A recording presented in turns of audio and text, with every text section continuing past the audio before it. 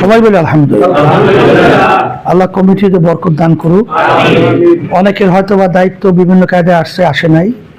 ইসলামী সংগঠনের নিয়ম হলো পরামর্শ ভিত্তিক যেভাবে দায়িত্ব আসবে আলহামদুলিল্লাহ বলতে হবে। দায়িত্ব যেভাবে রাখা হয়েছে না আসলেও আলহামদুলিল্লাহ। আমি নিয়ম অনুযায়ী আমার দায়িত্ব আমি পালন করব, সেইভাবে আমার মন তৈরি করতে হবে। দায়িত্ব পাইলাম না, এই জন্য আমার মন খারাপ, বা অনেকে আমার চেয়ে উপরে গেল, অনেকে আবার নিচে গেল, এটা কিন্তু দুনিয়ামুখী রাজনীতি দলের একটা চরিত্র। এই চরিত্রটা আমাদের ভিতরে থাকতে পারবে না। আজকে একটা উদাহরণ দেই। আমাদের মামুনুল হক সাহেবের আসন থেকে আমরা প্রার্থী উড্ড করব, এই সিদ্ধান্ত নেওয়া হয়েছে। তো ওখানে আমাদের যে প্রার্থী ইঞ্জিনিয়ার মুরাদ সাহেব, সে কিন্তু অনেক আগ থেকে অনেক টাকা পয়সা খরচ করছে, অনেক কাজ করছে। আমাদের অবস্থান ওখানে কিন্তু ভালো একটা মজবুত। সেখানে কেন্দ্র থেকে আমাকে বলছে যে দেশীয়ভাবে ইসলামের পক্ষে, ইসলামী আন্দোলনের পক্ষে একটা ভাবমূর্তি বাড়ার জন্যে যদি এই সিদ্ধান্তটা নেওয়া হয় ভালো হবে। আমি চিন্তা করছি ওর কাছে কথা বললে এই মুহূর্তে ও কেমন ব্যাপারটা কি বলে না বলে, একটা চিন্তার বিষয় না।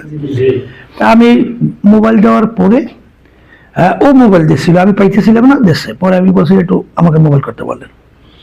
পাওয়ার পর আমি বলতেছি যে বিভিন্ন জায়গা থেকে এবং কেন্দ্রীয়ভাবে যে কথাটা বলতেছে, এখন আমাদের এই সিদ্ধান্ত আমাদের আন্দোলনের জন্য, ইসলাম দেশের কল্যাণের জন্য ভালো হয়।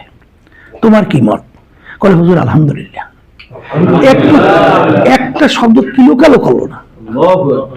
তখন আমার মনটা খার খুশি হয়ে গেছে যে আসলে যে লোকটা দিন রাত্র এই প্রায় এক বছর কি আগে পরে নির্বাচন করছে, আর এবার তো 1.25 বছর পর্যন্ত, এই 2.5 বছর পর্যন্ত, আজকেও মিটিং করতেছে। ওই যখন আমরা আলোচনা করি তখনও কিন্তু মিটিং করতেছে, তখন দেখতেছি আমরা। এই অবস্থায় বলার পরেই বলছে আলহামদুলিল্লাহ। আমি কিন্তু একটু ভীতু ছিলাম যে কি আমার লাগে আবার বলে হুজুর এই অবস্থায়, হুজুর আমি তো নামছিলাম, এখন হুজুর আমি উঠবো, হুজুর হে তো বিভিন্ন বিভিন্ন এই কায়দায় কায়দায় আমাকে তো সম্মান রাখে নাই, তো হ্যাঁ আমার সম্মান রাখবো কারো, বিভিন্ন কথাবার্তা বলতে পারতো না, কিন্তু কিচ্ছু বলে নাই। তা আমি এই কথাটা এই জন্য বলছি যে আল্লাহ রহমতে ধরো আমি কোনো প্রার্থী হই নাই, হয়েছি এখানে আমার এমপি হওয়া, মন্ত্রী হওয়া আল্লাহর রহমতে, এই ধরনের একটু কিঞ্চিত আমার ভিতরে আল্লাহর রহমতে আশা, আকাঙ্ক্ষা, উদ্বেগ, উদ্দীপনা, আগ্রহ নাই। শুধুমাত্র এই দেশের কল্যাণের জন্য এবং মানুষের কল্যাণের জন্য, এরপরে ইসলামের কল্যাণের জন্যই কিন্তু আল্লাহর রহমতে কাজটা করতেছি। সেই কাজ বিসমিল্লাহির রহমানির রহিম।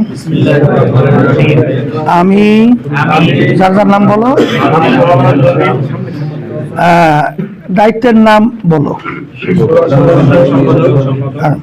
ইসলামী ছাত্র আন্দোলন বাংলাদেশ সরমনাই ইউনিয়নের যার যার দায়িত্ব বলো, যার যার দায়িত্ব। হ্যাঁ, মনোনীত নির্বাচিত হয়ে আল্লাহ রাব্বুল আলামিনকে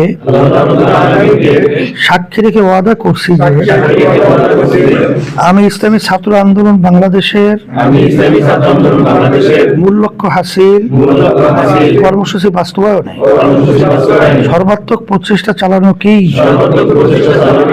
আমার জীবনের সর্বপ্রধান কর্তব্য বলে মনে করব। আমি ইসলামী ছাত্র আন্দোলন বাংলাদেশের নীতিমালা মেনে চলব এবং নিয়ম শৃঙ্খলা ও ইনসাফ বজায় রাখতে যথাযথ চেষ্টা করব। আমার উপর অর্পিত দায়িত্ব আমানত যথাযথভাবে পালন করব। আমি দেশে ইসলামী শাসন প্রতিষ্ঠা ও সংরক্ষণের লক্ষ্যে আজীবন ইসলামী আন্দোলনের সাথে সম্পৃক্ত থাকবো। আল্লাহ তাআলা আমাকে ওয়াদা পালনের তৌফিক দান করুন, আমিন। ভিউয়ার্স, ভিডিওটি ভালো লাগলে অবশ্যই লাইক দেবেন। তো দেখা হচ্ছে নতুন আরেকটা ভিডিওতে। ততক্ষণ সবাই ভালো থাকুন, সুস্থ থাকুন। আল্লাহ হাফেজ।